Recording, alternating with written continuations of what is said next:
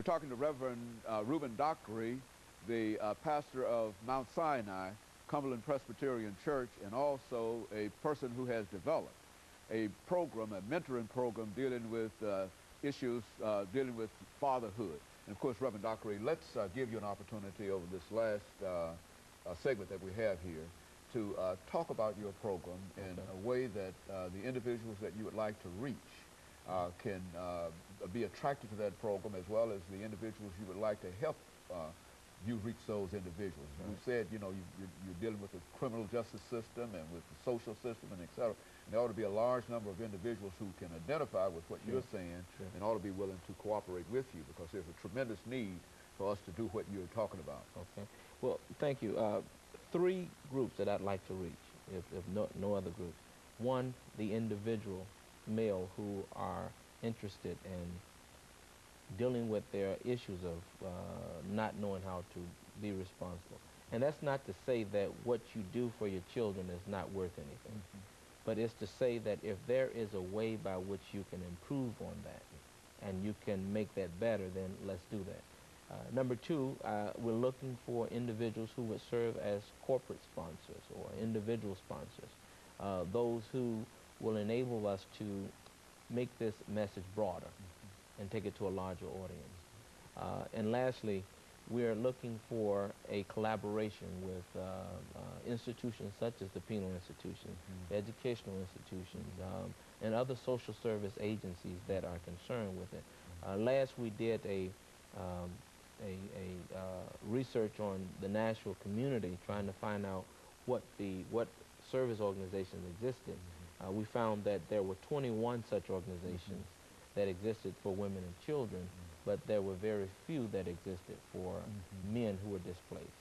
So one of the things we want to do is, again, not to get in a battle between genders, but focus on a well-developed and a problem that certainly has credence. And there's a tremendous need to address that issue, because what we find is that what's going on here has a lot to do with some of the other things that are going on, and often they precipitate those things. So focus of this program, under the guise of building families and communities with our nonprofit organization, is to focus on this as an area of concern. And so we, you know, as I mentioned, those three groups, the individual sponsors, as well as government agencies and things of that nature. But we want to be able to make sure we sustain the process. It's interesting, as we look at what happened down in off the Gulf Coast. Thank you. It's unfortunate, you know, but it's not just a black issue, but certainly we saw the group, the subgroup that was affected the most. And it was sad to see how many men who did not have a clue. They were waiting on the government to do things that they could have done, or perhaps if they had been prepared would have done for themselves. And that's not to say that we don't work with the government. But in the United States, there are 50 states, some 3,000 county governments, and a number of precinct governments within those counties. And each man in their precinct has a right to ensure that tax dollars that are spent are going in a way that they know that at the moment of any type of catastrophe, they know where things are going to come from and how they can use it to take care of themselves. You know, I ask myself as a man, I have a mother here and sisters and nieces and nephews. What would I do in emergency response to look out for all of those interests of mine? And how would I have developed such a process? So those are one of the things, some of the things that we're looking at in the workshop, is talking about what can reasonably be done within the confines of the law and the services that are already in existence. You know, Reverend Dockery, since you've dealt so much with social response and responsibility, and et cetera, I think since you mentioned this whole issue of New Orleans, I think that it also will allow us to raise this issue, that what we've observed over the last many days since this occurred is that there's been a tremendous outpouring on the part of the American people for the evacuees.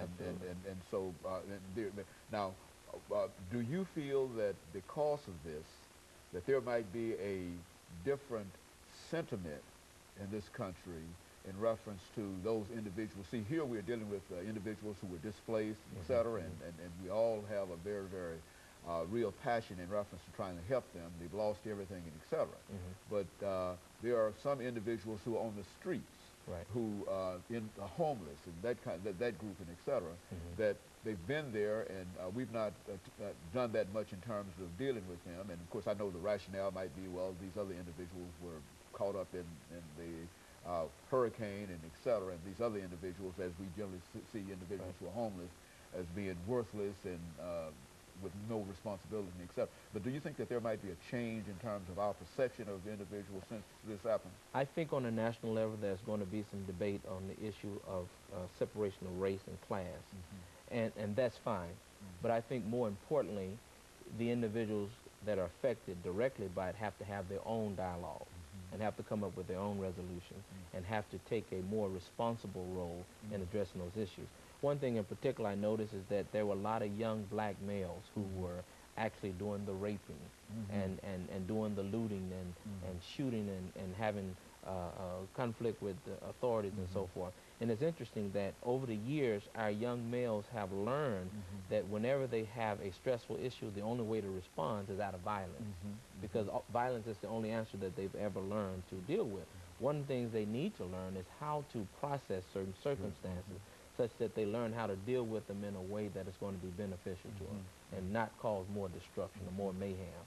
And so I think that's one of the key things. I believe that in any city in America, if a catastrophe of that nature were to happen, our young men must be prepared to not add to the problem, but to be willing participants to solving the problem based off of information and understanding and knowledge. And you believe that you have, in this seminar, so constructed and so tested in a real sense, because I think that you've been really working with this program, Absolutely. not only in this program, but also building families and communities, That's and et correct. cetera. And so this has been almost a life work with you. Right. And so you finally think that you have the kind of the program that's necessary to reach out and deal with this. I'm not naive enough to believe that I have a cure-all, Okay, but I good. certainly believe that we have a foundation for building on the right type of dialogue and structure.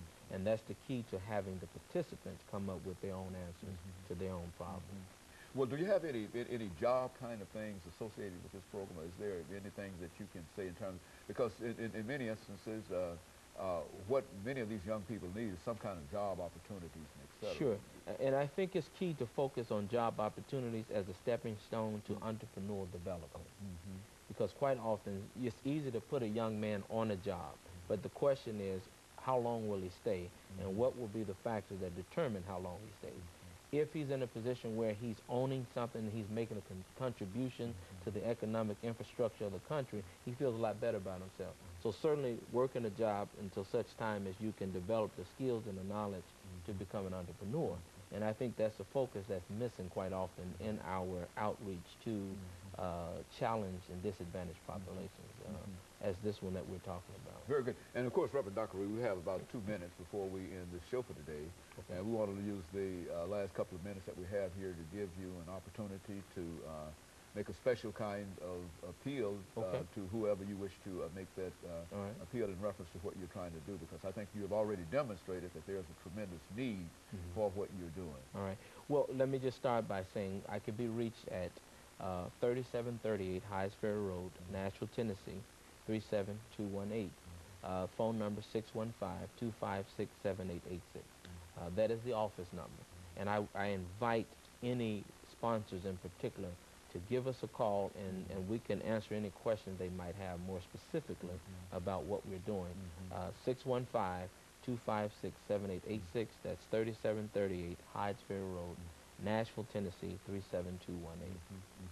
And that's the home of both Mount Sinai Cumberland Presbyterian Church, as well as Building Families and Communities Missions Incorporated. And so you think you're ready, Reverend Dockery, to handle the outgrowth of such a program? Because Absolutely. you think that there's a time and that we're ready for such a program, and you think that you have, you don't have the cure-all, as you said. No, but you've got something that can push us quite a way down the road. A foundation. Foundation. And I think that's what we need more than Absolutely. anything. I think that if we can find a number of individuals with programs that have that kind of foundation, then I think that we will certainly be fortunate, and I think we will be able to handle and deal with some of the problems that we have.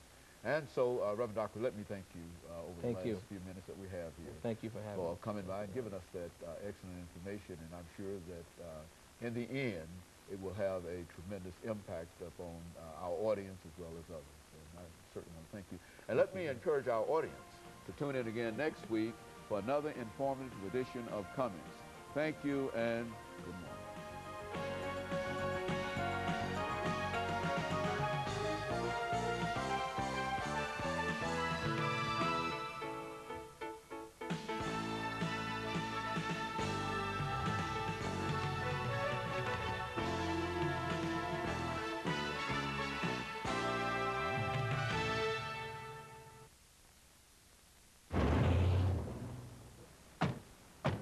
You work for the government, right? Can you tell me how to get student loans for the kids here? Oh, I don't know about that. You want to see a geyser? Back in the car.